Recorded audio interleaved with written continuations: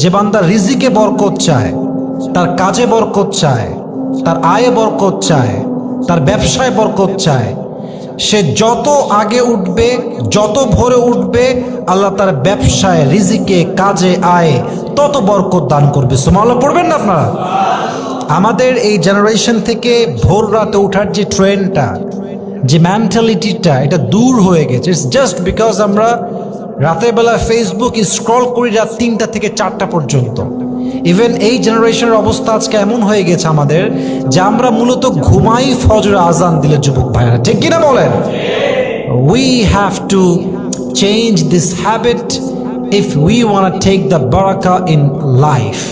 যদি আমরা জীবনে বরকত পেতে চাই, পিস পেতে চাই, শান্তি পেতে চাই, তাহাজ্জুদের সময় উঠার দরকার যুবক ভাইয়েরা, ভোর রাতে উঠার দরকার আছে না নাই যুবক ভাইয়েরা?